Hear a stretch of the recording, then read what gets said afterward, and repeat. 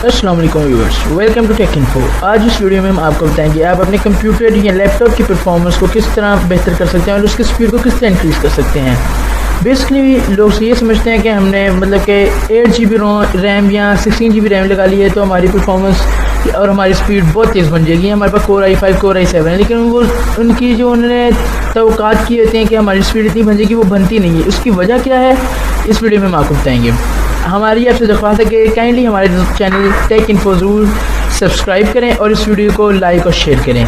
इसके अलावा ये वीडियो एंड तक देखिएगा, हम आपको सॉफ्टवेयर इन्फॉर्मेशन के साथ कुछ मज़ीद हार्डवेयर के मतलब भी बताएंगे जिसका आपको ज़रूर फ़ायदा होगा और उन चीज़ों पर अमल करके आप अपने कंप्यूटर और लैपटॉप की परफॉर्मेंस को बेहतर बना सकते हैं। तो चलिए आज की वीडियो शुरू करते हैं। बेसिकली काफ़ी इंटरनेट वेब ब्राउजिंग और डिफरेंट एप्लीकेशंस यूज़ करने से आपके कंप्यूटर या लैपटॉप में डिफरेंट टेम्परेरी फाइल्स क्रिएट हो जाती हैं। आमतौर पर यूज़र को ये बात नहीं पता लगती कि उसके लैपटॉप या कंप्यूटर में कहाँ पे कितनी टेम्परेरी फाइल्स बन चुकी हैं। इस टेम्परेरी फाइल्स को रिमूव कैसे किया जाए इस वीडियो में हम आपको बताएंगे। बड़ा इजी सा मेथड है, आपको कोई ऐप वगैरह की कोई ज़रूरत नहीं पड़नी। हम बस जस्ट सिंपली यहाँ पे विंडोज़ में जाके सर्च करना है डिस्क क्लीनअप। ये जैसे कि डेस्कटॉप ऐप आ चुकी है, आपने इसको ओपन कर लेना है। ये विंडोज़ की अपनी ऐप है, ये किसी को इंस्टॉल की ज़रूरत नहीं। बाय डिफ़ॉल्ट जैसे विंडोज़ सी में ही होती है, हमने सी को यहाँ पे ओके करके ये देखें लोडिंग शुरू हो जाएगी। ये सारी टेम्परेरी फाइल्स को लोड करेगा, उनको मतलब कि आपको इनसे आपके जो डिफरेंट एप्लीकेशन हैं आपके डाटा पे कोई फ़र्क नहीं पड़ेगा, आपकी वो चीज़ें बिल्कुल ठीक रहेंगी। इससे बस आपकी जो क्रिएट हुई टेम्परेरी फाइल्स हैं वो रिमूव होंगी। आपने यहाँ पे जस्ट सिंपली से ओके कर देना है। ये आपको शो कर रहा है कि कितनी फाइल्स हैं, ये आपने डिलीट फाइल्स कर देनी है। तो जैसा कि आप देख सकते हैं ये रिमूव हो गई हैं। इसके अलावा कई फाइल्स ऐसी भी होती हैं कि डिस्क क्लीनअप से वो रिमूव नहीं हो पाती, वो भी टेम्परेरी फाइल्स होती हैं। उनका क्या मेथड है वो भी हम आपको अभी बताएंगे। आपने बस सिंपली इधर जाना है, दोबारा सर्च करना है RUN रन, ये आपने ओपन कर लेना है डेस्कटॉप ऐप। इधर आपने सर्च करना है, ये शिफ्ट दबा के 5% कवर TEMP शिफ्ट 5% और ये आपने यहाँ पर उसे ओके कर देना है। ये भी टेम्परेरी फाइल्स क्रिएट हुई हुई हैं, इनसे भी आपको कोई नुकसान नहीं होगा। आपने इनको सिलेक्ट ऑल कर लेना है, इनसे आपने यहाँ पर डिलीट करना है इन्हें। कई फाइल्स नहीं भी डिलीट होती है, आपने इन्हें कैंसिल कर देना है, वो फिर कभी डिलीट हो जाती है। इसका मतलब होता है कि आपकी फ़ाइल अभी यूज़ हो रही है। इसके अलावा ये फाइल्स आपकी रिसाइकल बिन में आ गई हैं, आप यहाँ देख सकते हैं। आपने इन्हें यहाँ से क्लियर कर देना है, डिलीट कर देना है। इसके अलावा आप हफ्ते बाद चाहें या रोज़ चाहें ये तो मेथड कर सकते हैं। इसके अलावा आप हर हफ्ते या हर महीने आपने ये अपनी ड्राइव को स्कैन कर सकते हैं। बेसिकली आपको स्कैनिंग के लिए कोई एंटीवायरस या स्कैनिंग सॉफ्टवेयर की ज़रूरत नहीं है। वैसे भी एंटीवायरस या स्कैनिंग सॉफ्टवेयर से आपके कंप्यूटर लैपटॉप की स्पीड परफॉर्मेंस जो है वो इंक्रीज़ नहीं होती बल्कि कम होना शुरू हो जाती है, क्योंकि वो अपना काम कर रहा होता है। वो आपके जो CPU है, जो आपका सिस्टम है, उसको ठीक तरीके से काम नहीं करने देता। इसलिए आपके ये बाय डिफ़ॉल्ट टूल्स में हमें यहाँ पर जाना है, प्रॉपर्टीज़ खोल के टूल्स जाएंगे। यहाँ पे आपने एरर चेकिंग है, यहाँ पे आपने इसे चेक करना है। बेशक महीने में एक दफ़ा करें, यहाँ पे सेकंड ड्राइव आ रहा है। ये स्कैनिंग ये आपके सारे एरर्स वगैरह ये स्कैन करेगा। ये बड़ा भी ईजी सा मेथड है, इसके लिए कोई आपको एडिशनल सॉफ्टवेयर की ज़रूरत नहीं है।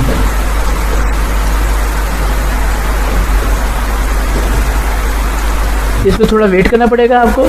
तो जैसा कि आप लोग देख सकते हैं कि हमारी ये लोडिंग कंप्लीट हो चुकी है। यहाँ पे आ रहा है कि आपकी ड्राइव स्कैन हो गई है, इसमें नो एरर वर फाउंड। अगर आपके कोई एरर होगा तो यहाँ पे आपके स्कैन वगैरह जो भी होगा ऑप्शन हो जाएगा। इसके अलावा आप अपनी परफॉर्मेंस मज़ीद बेहतर कैसे बना सकते हैं, उसके लिए एक और हल है, आप ऑप्टिमाइज डीफ्रैगमेंट ड्राइव कर सकते हैं। ऑप्टिमाइज इसका होता है कि आपकी जब भी आप कोई चीज़ ड्राइव में हार्ड ड्राइव में स्टोर करते हैं वो डिफरेंट जगह पर स्टोर होती है।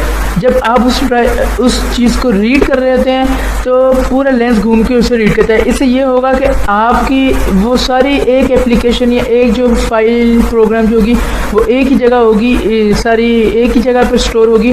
आप पूरे लेंस को नहीं घूमना पड़ेगा, उससे आपकी स्पीड भी इंक्रीज़ करेगी। यहाँ पे आपने एनालाइज करके इसे भी ऑप्टिमाइज़ कर लेना है। अभी मैं नहीं कर रहा, यहाँ पे आप इसे ऑप्टिमाइज़ कर सकते हैं। इसके अलावा कई बार मसला ये आता है कि जब यूज़र अपने कंप्यूटर या लैपटॉप को बूट करते हैं, मतलब कि जब विंडो स्टार्ट होती है तो कई बार लोग कहते हैं कि हमारे जो सिस्टम है मतलब कि काफ़ी ज़्यादा हेल्ड जाता रहता है, बिजी आता रहता है, उसके मतलब कि जल्दी रिस्पॉन्स नहीं करता, मतलब कि काफ़ी देर लग रही है, ये स्टार्ट होने में बहुत देर ले रहा है वो। इसकी क्या वजह है वो भी हम आपको बताएंगे। आपने यहाँ से टास्क मैनेजर कंट्रोल आल्ट और डिलीट वाला टास्क मैनेजर, यहाँ पे आपने टास्क मैनेजर ओपन कर लेना है। जैसे कि आ रहा है स्टार्टअप, आप ये वो ऐप्स आ रही हैं जो आपके विंडोज बूट होने के साथ विंडो जैसे ही स्टार्ट हो फ़ौरन ये भी अपना काम स्टार्ट कर देती हैं। जैसे ही प्रोसेसर विंडो स्टार्ट करते हैं, मतलब कि आपका सिस्टम ये भी प्रोसेसर पर लोड, ये भी फ़ौरन स्टार्ट चलना शुरू हो जाती है। आप इन्हें चाहें तो डिसेबल, जैसे मैंने सारा स्टेटस डिसेबल किया हुआ है, इन्हें ये मैंने एक इनेबल रखी हुई है, इसे हम यहाँ पे इनेबल को हम यहाँ पे डिसेबल, ये देखें ये भी डिसेबल हो सकती है। ये आपके मीडियम कोई लो ऐसे फ़र्क डाल रही थी। जब ये सारी ऑन हो जाती हैं एकदम से, तो मसला ये आता है कि फ़ौरन इनका लोड शुरू हो जाता है, इससे कि फिर वो इसलिए यूज़र की कमांड जल्दी नहीं पकड़ता कंप्यूटर।